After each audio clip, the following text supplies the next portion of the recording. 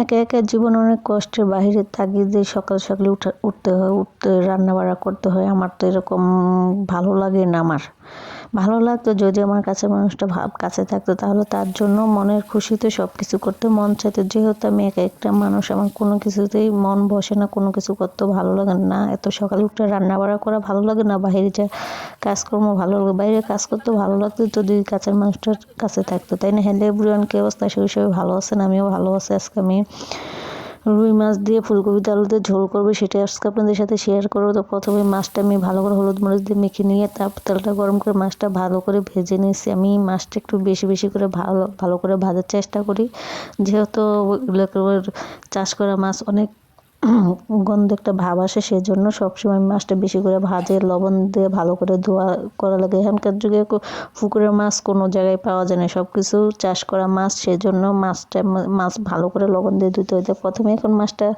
নামিয়ে নিয়ে এখন পেঁয়াজগুলো মরিচ একসাথে ভালো করে ভেজে নিয়েছি, নিয়ে এখন আলুগুলো ফুলকপি সব একসাথে দিয়ে হলুদ গুঁড়া, মরিচের গুঁড়া, সামান্য লবণ, সব কিছু একসাথে পরিমাণ মতো আদা রসুন বাটা একসাথে দিয়ে তারপর আমি এখন ভালো করে তরকারিটা কষে নেবো। যে আমার গলাটা জানি কি হয়েছে, গলাটা বসে গেছে, গলাটা ক্লিয়ার না। যারা আমার ভিডিও দেখবেন অবশ্যই বুঝতে পারেন যে আমার গলাটা একটু বসে গেছে, সেজন্য গলার বয়সটা চেঞ্জ হয়ে গেছে।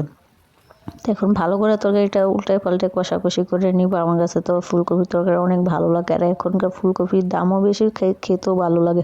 মাঝখানে দাম কমে গেছিল, কেমন জানি একটা গন্ধ গন্ধ লাগছে, কিন্তু এখন যে জিনিসের দাম বেশি সেটা কেন খাইতে ভালো লাগে তাও জানি না।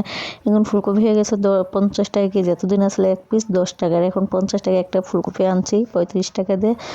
বলকের সাথে ফুলকপিটা গলে গেছে, তো ভালো লাগছে। তো এই যে দেখেন কষাকষি করতে আসছি, উল্টে পাল্টে ভালো করে কষাকষি করে এখন পরিমাণ মতো ঝোল দিয়ে দেবো। যেহেতু একটু আমি ঝোল রাখবো, এই জন্য ঝোলের পরিমাণটা বেশি দিয়েছি। আমার কাছে রুই মাছের ঝোল খেতে অনেক ভালো লাগে, সেই জন্য একটু ঝোলের পরিমাণটা বেশি দিয়েছি। দেখেন কথা বলতে বলতে কেন গলাটা খালি বসে যাইতেছে।